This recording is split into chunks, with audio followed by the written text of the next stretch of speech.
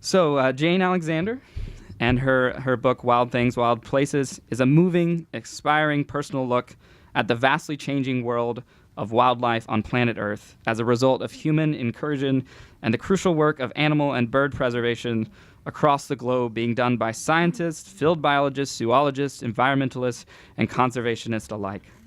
In Wild Things, Wild Places, Alexander movingly writes of her steady and fervent immersion into the worlds of wildlife conservation, of her coming to know the scientists through the world, to her, the prophets in the wilderness, who are steeped in this work, and of her travels with them and on her own to the most remote and forbidding areas of the world as they try to save many species, including ourselves.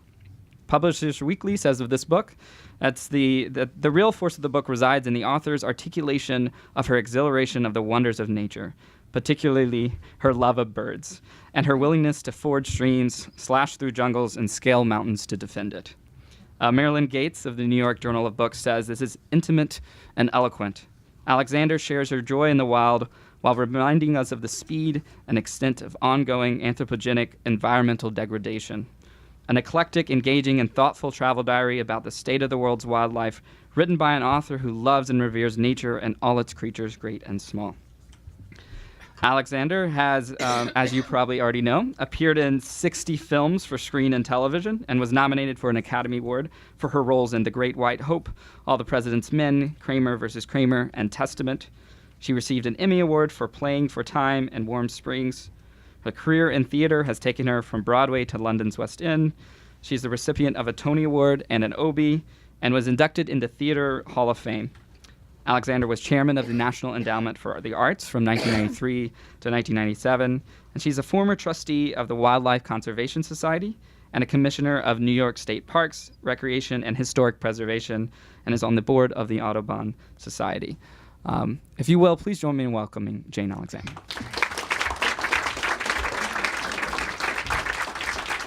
Thank you. Well, it's really great to be back in Washington with a different hat on this time. Most of you probably do know me as an actress, and when I was chairman of the National Endowment for the Arts here in Washington, D.C., and I see some of my colleagues right here. And Rodney, nice to see you. I didn't see you there. And Keith, yes. When I left the National Endowment for the Arts after my 4-year term, and we had won the culture war, yes, kept the endowment alive thanks to this wonderful staff and the people across the United States of America. When I left, the staff of the endowment gave me a wonderful party, and my present from them was fishing lessons. Gone fishing. Well, they knew that I loved the outdoors, and this was fly fishing at Orvis, and I happily engaged in that and took the lessons within the year and became a fly fisherman woman. And now I live in Nova Scotia now, and unfortunately, and this is the bad news, Nova Scotia has no more trout and very few wild salmon left in its rivers because of acid rain from industrial pollution from the Midwest of the United States. So this, I have been lucky. I've traveled with a lot of wildlife biologists since I left the endowment in 1997, but even prior to that, I was a birder and going lots of different places in the world. And you cannot spend time with a field biologist today in any part of the world without understanding the crises that we are facing with wild things and wild places. So that's where this book of mine came out of. My travels with them, I kept journals. As I had kept journals, the White House told me to keep journals when I was at the NEA, and that resulted in a book called Command Performance, An Actress in the Theater of Politics. I kept journals when my trips with field biologists, and that's resulted in this book. And in this one, I have about 20 different countries or places that I go to. But I'm not going to start off anyway, with the bad news, because I don't know about you, but we've had a lot of bad news lately, and we don't need it, right?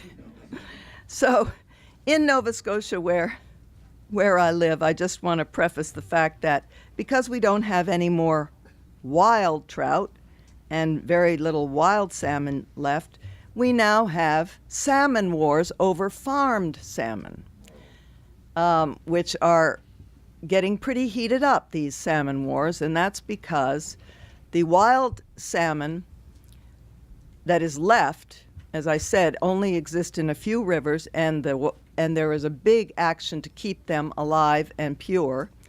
And the farmed salmon escapes sometimes and interbreeds with this wild salmon, and that's the end of the wild salmon breed. So these wars are heating up.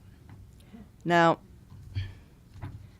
the good news is, and I'm sorry, I'm just looking for the chapter I want to read you. The good news is, sorry about this, guys.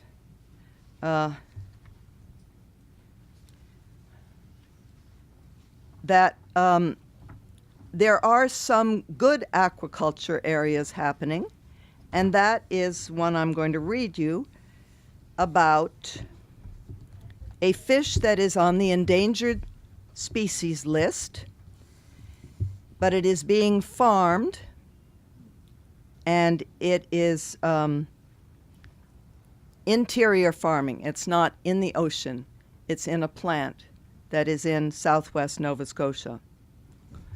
The old fish processing plant in Clark's Harbor at the southernmost point of Nova Scotia and Canada has been totally refitted as a halibut nursery. Shelley LeBlanc met me outside, a tall gal with porcelain skin and a model's figure. She picked up a cozy black cat at her feet, Rocky by name, and we went inside. Scotian halibut has been around since 2001. Halibut take a long time to mature, and the females are not ready to breed until they are 7 or 8 years old. The males a bit younger. Local fishermen brought their initial mature Scotian halibut adults from deep waters, and they soon had their first spawn. Iceland and Norway are champs in this field. Iceland has been farming halibut since 1980. They co-invested with Scotian halibut and lately have been getting stock from them as their own fish stock collapsed. They're not saying why, but disease is usually the culprit. There are 10 hatcheries in the world. Scotian halibut is the only one in North America, and Shelley is the only person in North America doing what she does. Halibut, Hippoglossus, are deep ocean flatfish of the Atlantic from Norway to Labrador, Nova Scotia, and the Gulf of Maine. They are big-bodied, sometimes reaching 600 or 700 pounds, or they used to. They have been overfished and have been on the IUCN's endangered species list since 1996. Shelley led me into a cold, dark concrete room on the ground floor where the temperature was about 45 degrees. There were rows of large tanks the size of above-ground swimming pools with water running through them. She shone a flashlight on one, and there were the most beautiful little translucent eggs hanging in the water world like tiny galaxies. They eat nothing at this stage. They just float there for 2 weeks in 43-degree water. She says making them is easy. You simply mix male milt and lady halibut eggs in salt water, and poof, the eggs develop. On average, a female will give about 1/2 to a full liter, or 40,000 eggs in one spawn. The champion ever recorded anywhere was a 200-pound female that gave 2,182,773 eggs in one go. In the wild, halibut eggs drift suspended 30 to 50 fathoms down, feeding many different ocean dwellers. There were about 50,000 eggs in this one incubating tank. They are moved into another tank in another room for the longest yolk sac period of any fish, about 6 weeks. When they hatch and are around 1/8 of an inch long, they have given Artemia, a tiny brine shrimp that looks like a winged bird under the microscope. The tanks are vacuumed daily to remove clay, which is added for turbidity, so the little fish do not go toward the light all the time, to remove dead fish and artemia. When they are half an inch long, they have eyes on either side of their head like any regular fish. Their bodies are translucent, and the artemia is orange, so you can see it moving through the tiny loops of their tiny intestines. The survival rate is about 50 to 60%. As 40 to 50 days old, they become flat fish, and their eyes move to the right side of their heads, although there are occasional lefties. Many don't survive past this stage, and getting 5,000 is a success. The last tank room held these precious survivors, which were now a few inches long and looked like miniature halibut, mottled brown and white and gray. Massed together at the bottom of the tank, they seemed like an intricate mosaic. In the wild, Shelley said, it is very hard to see them. They come to the shallow inshore waters to grow, their coloration blending in with sand and rock so beautifully that they're often overlooked by prey and predator alike. In the tank, they feed on pellets of fish and algae-based lipids. This is when they are shipped to Norway, Iceland, Prince Edward Island, Hawaii, and other places in the world for more growing and then to market, a process that takes 3 to 4 years. 1,000 of them can fit in a container box about 4 feet by 6 feet with cold water and oxygen for the 40-hour journey by FedEx. In the last room, a gigantic swimming tank dominated, and we climbed up to a platform. 35 big halibut, most of them brood females, one weighing 200 pounds, circled the tank. When they saw Shelley, they congregated like eager heifers to greet her. There were a few smaller males in there to increase the pheromones. Shelley called them all by name, and they lifted their big lips out of the water for the frozen herring in her hand. Lucy was one of her favorites, and Merrill and Sephoria were the biggest. I tried to feed them, but became shy when she warned me their teeth were very sharp. I touched one. Her skin was as soft as a baby's bottom. A few months later, when Shelley had tricked them into thinking it was time to spawn through light and temperature manipulation, I watched from the platform as she and her husband Dan, another fish person, she said proudly, slipped into the water in dry suits. She and Dan have no children. They call these halibut their babies. They wandered the tank with penlights looking for 2 particular females. When Shelley found one, she nudged it with her foot, and it surfaced enough for her to lift it from underneath and slide it onto a table. Her hands were bare so as not to harm their skin. She keeps a pitcher of warm water on the table so she can warm up her fingers between fish. Shelley held her down gently as the fish thrashed, searching for gill breath in this element, her tail curling up and back in panic. When she finally calmed down, Shelley stroked her lower belly under the gill with the back of her hand, pressing slightly to force the eggs out. Dan held a container, and the eggs poured forth like tapioca from a fountain.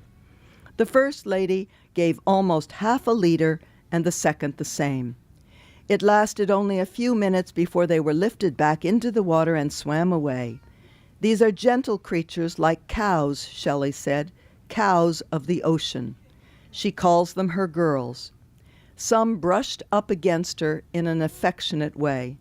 Hannah was one of these, a big girl who was out to pasture because she was not spawning anymore. Shelley is passionate and humane. She will not let her girls be culled when they don't produce anymore, and lets them live out their lives either in the tank or in an aquarium. The Ripley's Aquarium in Toronto is where 2 of her girls happily reside. Hannah glided by in the water, gazing at Shelley adoringly with her opaque blue eyes comically close together on the right side of her head. Before they left the tank, Dan and Shelley took the milk from 2 males. It poured out of a similar orifice near the gills, like thick milk gushing from a spout. Shelley set it aside to be cryo-freezed and took 4 vials of already frozen milk and poured them into the container of freshly stripped eggs. Then she told me to gently swish them together with my hand in the frigid salt water. Within a minute, sperm found egg. I found it very moving to be the catalyst for thousands of fertilized eggs with one swirl of my hand. We took them to the first room, releasing them into their own huge dark tank to begin the process of incubation all over again. Shelley's very special. How many people in the world can say they raised baby halibut for a living? So this is a story about the future, because as we head towards 10 billion population by 2050, it's estimated, or even more, we're going to have to go to the oceans for protein. And what we need is places like this halibut inshore plant, not the ones out in the ocean that create all kinds of infectious diseases from the farmed salmon out in the ocean unless they're very carefully monitored, and all kinds of problems for wild fish when they get away, such as the wild salmon I mentioned earlier. So I love this story, and I hope that in my book, I give you an idea of the good things that are happening in the world. And I see somebody right here, Rodney Jackson, who has been working with snow leopards for over 20 years now, right, Rodney? And I first met Rodney in Nepal way back in the 90s, in the early 90s, before he had even begun his snow leopard conservancy. And Rodney probably knows more about the snow leopard than anybody else in the world right now. And the good news is that Rodney, whom I do mention in the book here, and his partner Darla Hillard, have worked with the residents of Nepal to help secure and protect the snow leopard, who it often gets killed when it doesn't have enough blue sheep to eat in the mountains. It comes down and will kill domestic animals, and then as a result often be killed itself. So Rodney has been working with the villagers and the farmers there. Rodney, would you just stand up for a minute so we can recognize you?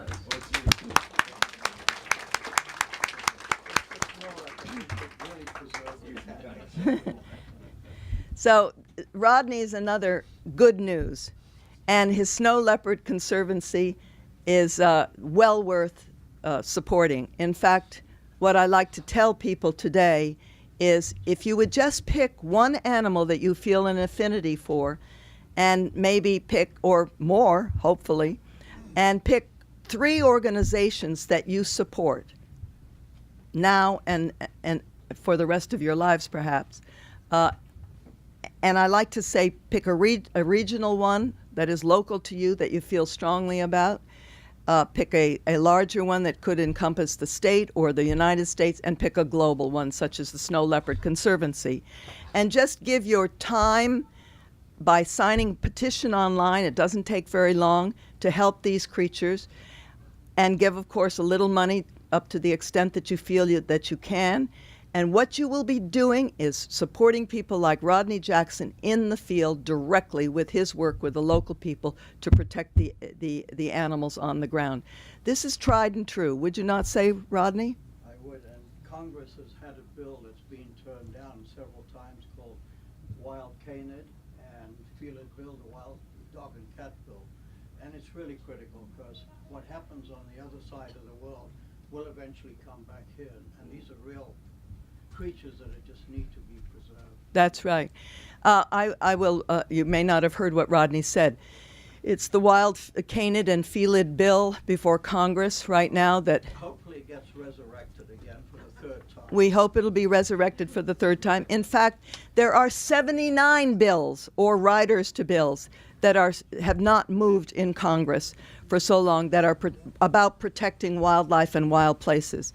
A lot of things for that matter. Yes, exactly. So these organizations are really, really important because they are supporting the scientists in the field, and they're doing the heavy lifting. All we have to do is support them, and all we have to do is sign the petitions and let the legislators know that we really do need to make change. This is critical. Animals today are an absolutely critical point right now. There was a new study that just came out this week that I read. Some of you may have read it. It was in The Guardian and has been sent around, that by 2020, that's just four years away, we will have a decline since 1970 of 2/3 the numbers of animals. 2/3. It's going very, very quickly, guys. And we're going to lose big megafauna very quickly, such as the snow leopard. We know the elephant's in trouble. I could go on and on. All the great cats are in trouble. The elephants, the tigers, and so on. But also the small creatures, Still today, other than habitat loss, which is all due to an expanding human population, habitat loss around the globe, still the major problem for animals is overexploitation, over-harvesting of fish, amphibians, reptiles for the collection trade, body parts of animals, and also for food as well, of course. But now is the time to jump in, because this involves all of us. Why should we care? Because we get everything in our lives from natural resources. Everything. It's about our health. It's about supporting the apex predators in the world, like wolves, because they make the environment healthy for everybody, so that you don't have a... I'm going on and on. But want to hear another passage? 5 more minutes, okay. You want a happy one or a sad one? Happy one? Well, actually, this starts off sad but becomes happy, okay? And this is what I hope that the presence of people like Rodney he's replicated many areas and with many different animal species around the world. And this is the happy part, that we have wonderful people like this working so hard to protect animals. So the first part of the book is called Tiger Man, and it's about a man named Alan Rabinowitz, who I first met when I went down to Belize, where he was studying jaguars. I had written a proposal for a screenplay about a zoologist, female zoologist, who goes down to Belize to track jaguars, and I thought it was a great part for me. And a friend at the Bronx Zoo said, well, you better get down there to Belize and talk with the guy who's tracking jaguars. So I got on a plane, and that's how I met Alan Rabinowitz, and we've since become best friends. Alan was 30 years old, and he was studying the jaguar, as I said. And then through the years, we went on many trips together with his wife and my husband. We went to Nepal, where we met Rodney. I went to Thailand to see him when he was studying the clouded leopard in Thailand. And this is about what happened in Thailand at that time. It was a very, very difficult time for Alan. The only time he ever saw a clouded leopard was a dead one that was brought to him, and there were many dead animals brought to him. And there was increasing poaching going on all throughout the country. He was in just one part of the area called Hai Kong Sanctuary up in the central western part of Thailand. So one evening, the new chief of the sanctuary, Sub Naka, joined us. Sub was a senior wildlife officer in the forestry department. His dedication to wildlife was well known, and if anyone could put an end to the rampant poaching, it was Sub.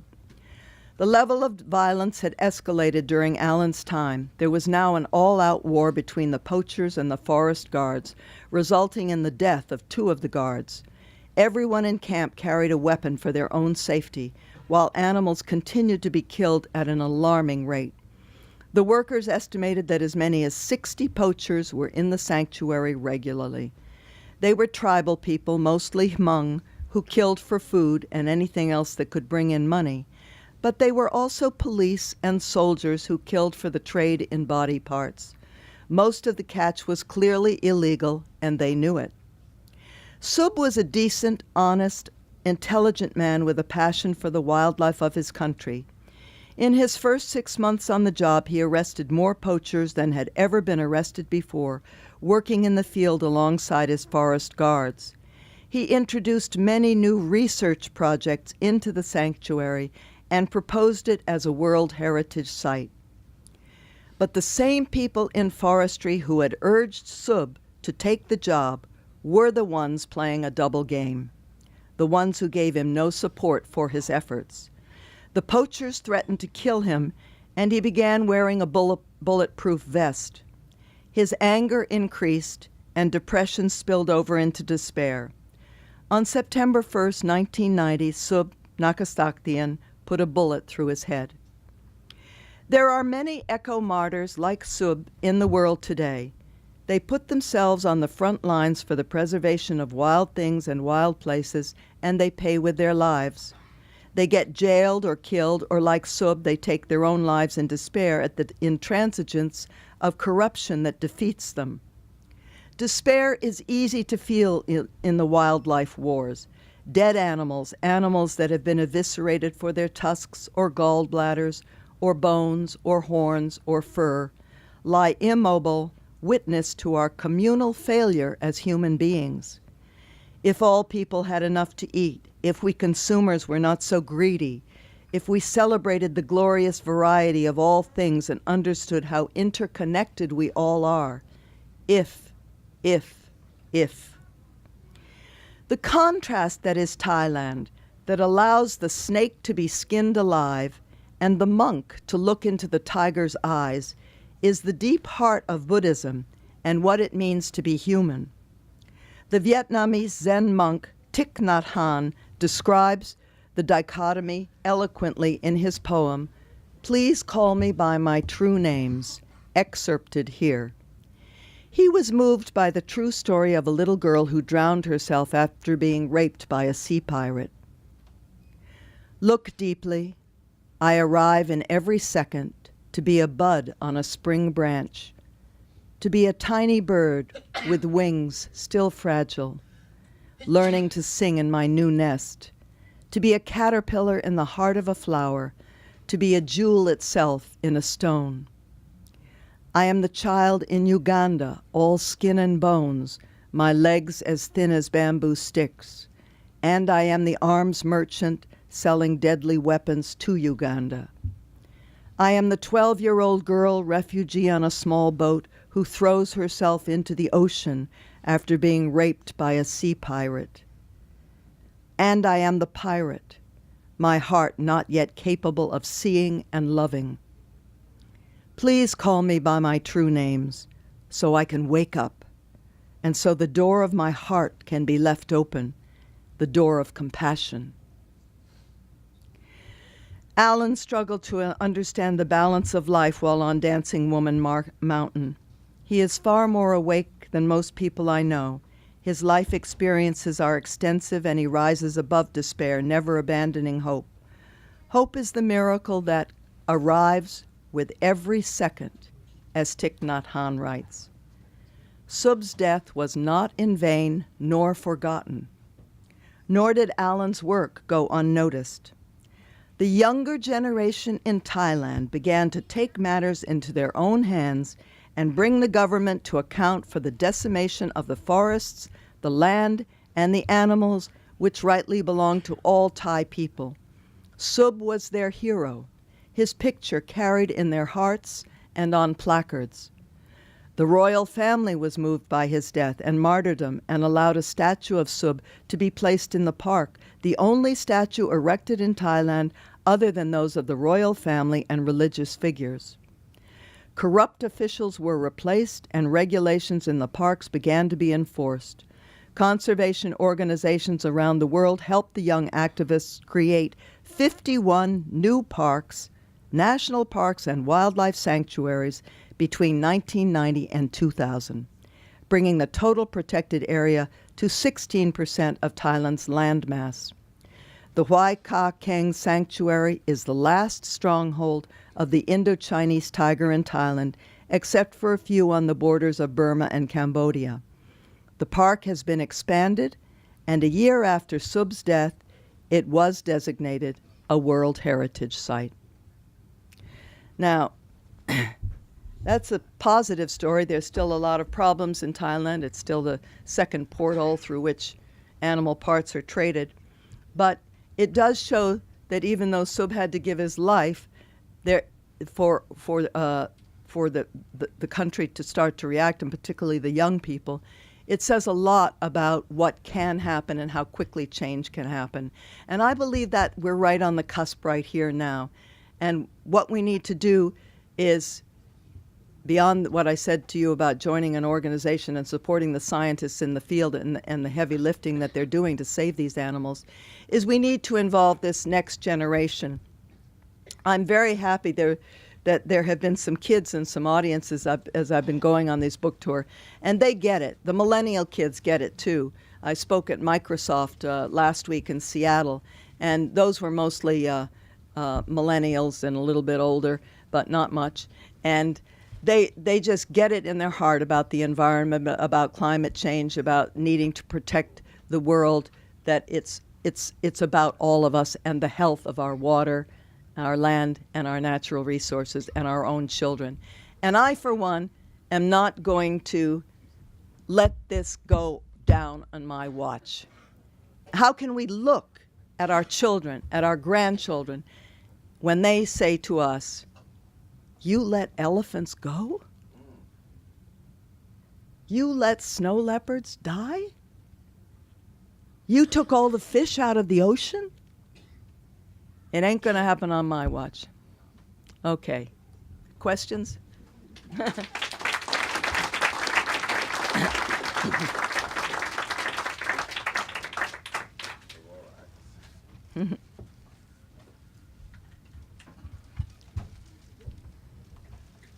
Any questions?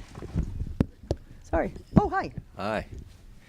We appreciate the fact that you focus mostly on the good stories, although there were tinges of pain, certainly. Most of the stories you told were about mammals, and yet from the introduction we know you've spent a lot of time with focusing on birds. Does the fact that all the good stories looked at mammals mean that most of the ones on birds and avian life are bad stories? Can you sort of generalize about birds versus mammals in terms of just your level of optimism or pessimism?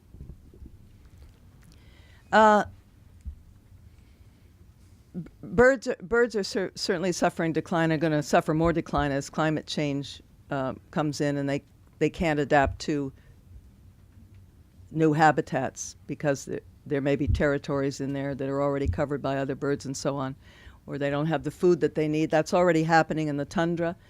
In fact, I have one personal story. There's a curlew called a whimbrel. Anybody who's a birder probably knows those beautiful whimbrels with the long beak. And every single year in Nova Scotia, at the end of July, between 11 and 15 whimbrel for the past 19 years have come in and sort of camped out at night on my beach and then go down the peninsula and eat berries in the heath and in the grasses during the day.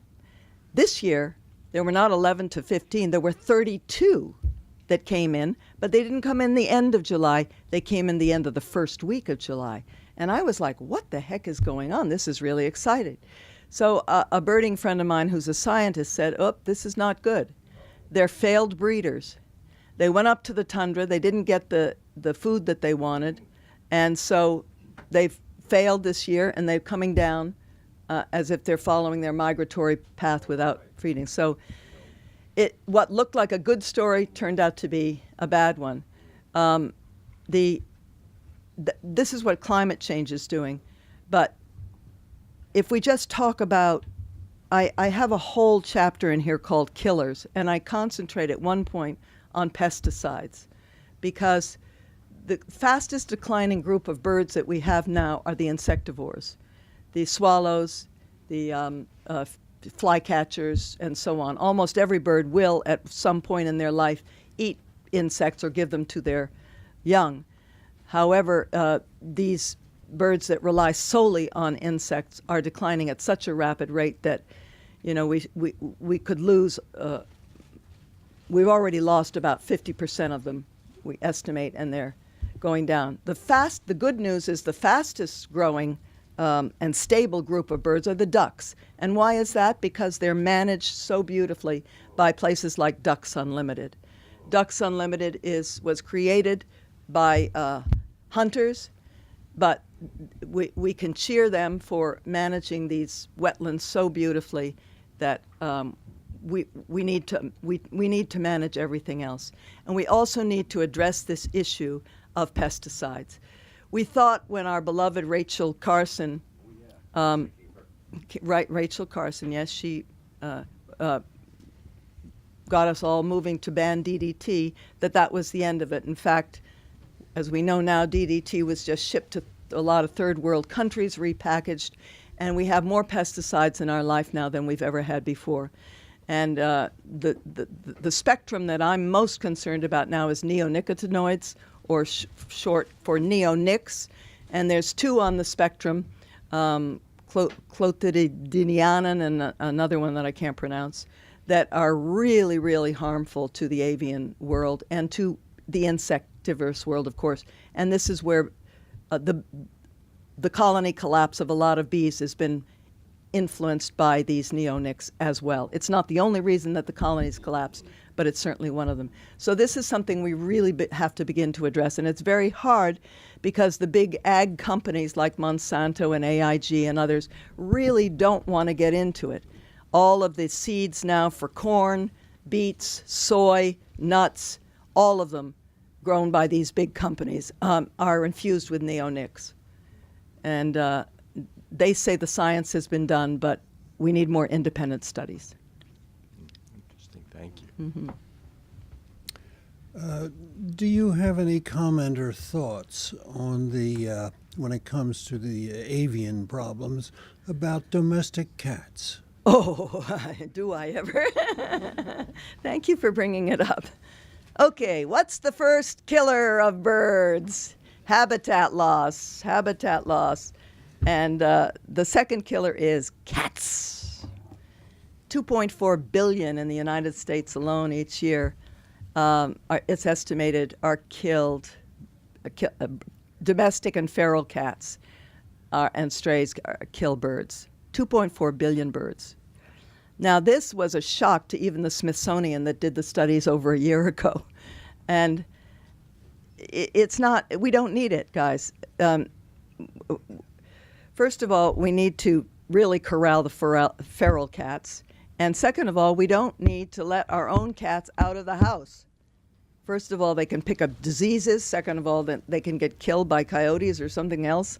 And third of all, even your own sweet little kitty is put under cameras at night, and you'll see that sweet little kitty's taking a bird. And most of the time, they don't bring them home and they don't eat them. So this is the number one color. And number three, anybody know? Glass. Glass, up to $1 billion a year. Broken glass, you mean? No, windows. Oh, windows. There's a good one right there. Of course. And this is easily fixed by, certainly you can put a number of decals on a window, or you can put shades, you can put all kinds of different strips. If you go to the American Bird Conservancy website, they will tell you exactly how to handle windows and cats, because they started the Cats Indoor campaign. Thank you for the question. What do we do about the cats? Well, I'll tell you what happened in my place. I was really frustrated up in Nova Scotia when about 5 years ago I looked in the daylight down onto the driveway and there was a big feral cat. You know, they have these long canines that develop with 4 kittens. And I was so, I was going to lose my ground nesters. I knew it, like the ruffed grouse and whatever else was nesting on the ground, ovenbirds and stuff in my woods. And I just prayed that something would happen. And within 48 hours, a pack of coyotes came through the woods. And that was the end of the feral cat and the kittens. Now, if you don't have coyotes, I think you've just got to keep impressing on the public not to let cats outside. It's very hard sell, I know, but at least keep them in their own backyard or something. I don't think that will work in small towns and villages. Okay, you may be right. What do you think we should do? I don't know. There is a very strong cat lobby too. Yes, there is a very strong cat lobby. Do you know anything about it that you can tell us? No, I don't know enough about it. Mm-hmm. I'm sure there's a very strong cat lobby. Yeah. All right. Well, on a different subject, not being a biologist, why should I be concerned about farmed salmon? What is it about them that is not... the tone of your report is that this is not a good thing. Why is it not a good thing? Well, farmed salmon, it has to be done right. And there are people that really do it right. And I think the best ones can be controlled with inshore tanks, not out in the ocean, where, first of all, they have to be fed antibiotics, which get into the stream. They defecate through the nets into the ocean floor. Where I live, it's lobster country. The fishermen, the lobstermen, hate these things because the silt which has already got antibiotics in it and all kinds of other chemicals that they have to they try to keep it clean out there in the bold ocean or ocean waters. The silt will go up to 6 feet deep, and then it spreads with the currents, and it covers the baby lobsters, and it's a real problem in Nova Scotia. So they also get lice, they get salmon infectious anemia, and other diseases like that, which supposedly are not going to harm human beings, but I don't know. Is it all right to eat farmed salmon in a restaurant? Yes, I think it is, but I think you have to understand when you're eating it where it comes from and how it's raised. How can I possibly do that from a menu? Well, the menu will tell you if it's farmed or wild. Long line behind you. There's only... The menu will tell you, or the Yeah. restaurant will tell you whether it's farmed or wild. Will it tell you whether it's farmed well or poorly? That you'll have to look up. You actually can say, where does this salmon come from?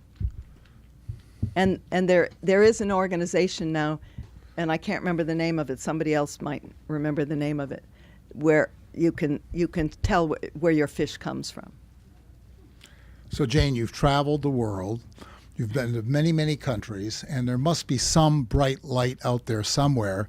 And I noted in your book that you've been to Bhutan. Could you comment on Bhutan? Yes, Bhutan's my favorite happy country, and no, but they live very, very peacefully with animals, and of course you all have heard about gross national happiness.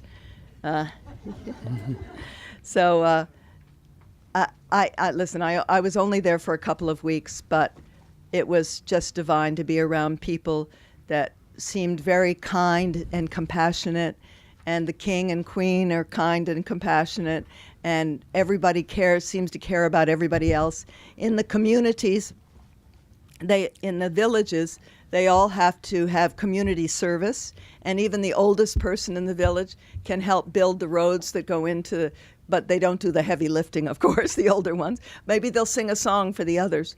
But they're also very compassionate towards the animals and the birds, and I was thrilled with that. So yes, that's that. But Bhutan, you know, it's building about I can't remember the number now. I think 60 new dams, maybe even more, because hydropower is their future to feed, not feed, to quench the thirst of the Indian continent beneath them. So that's going to be a real problem. All those dams was going to flood out, and certain creatures are going to go. Yes. Next one point. Now, we have a question over. Oh, sorry. Let me get this one first, and then you. Okay. Not a question so much as Okay. a statement. Okay. I just wanted to say that there was you've been talking all this about your happy story. Do you know Jane Goodall wrote a whole book about success stories with various animals?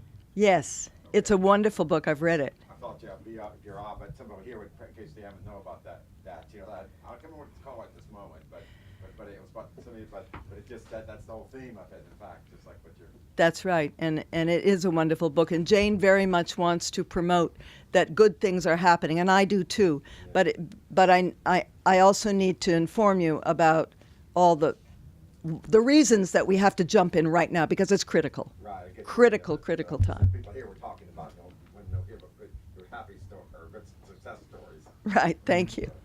Hi, Jane. It's Hi. Caroline Gable. We went Hi, to Papua New Carolyn. Guinea Yes, together. we did. And had a great trip together. Thank you. And I want to thank you very much for your kind words about Rodney and the work that he does, because that is another great success story.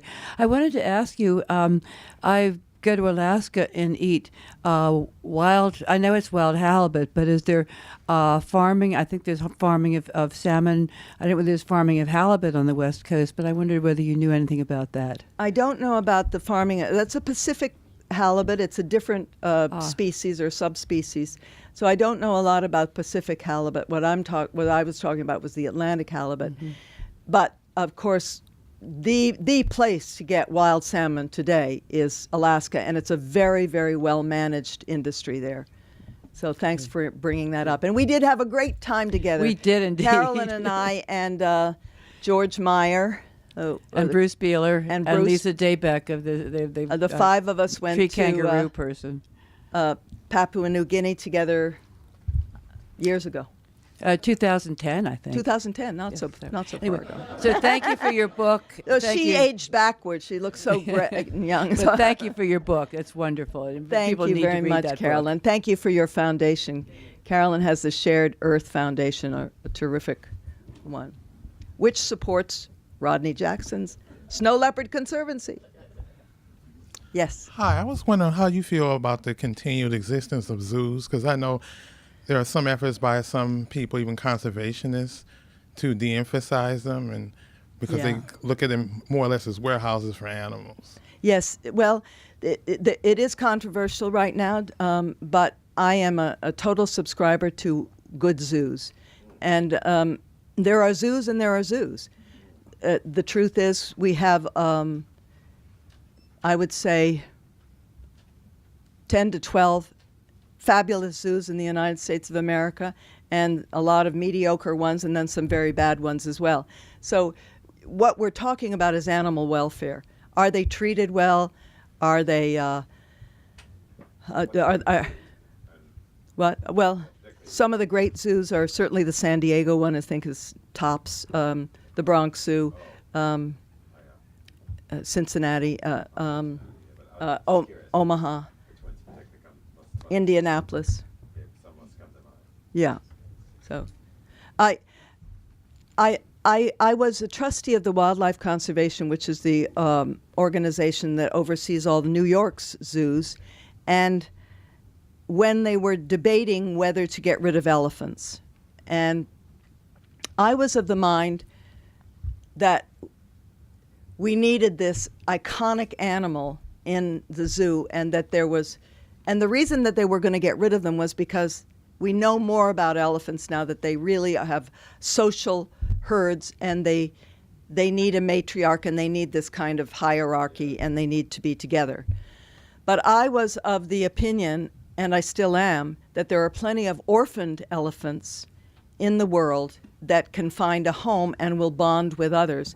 And in fact, that was borne out for me when I just visited the San Diego Zoo a couple of weeks ago. And there they had 4 orphan elephants that had come together from different parts of the world. One was an Asian elephant, the other 3 were African elephants, and one of the 3 females, they were all 4 females, one of the 3 African females became the matriarch of that little group, and they all very happily made a family together, not unlike human beings who go to orphanages and bond with other human beings and make their own kind of little family. So I am for it because I think it's the first interface of people, particularly young people, with wild animals, and there's nothing like seeing a real wild animal in front of you, even though it may be domesticated in a zoo. And I think that's really important for the future of protection of these animals. All right. Any more? Or thank you very much. Appreciate it.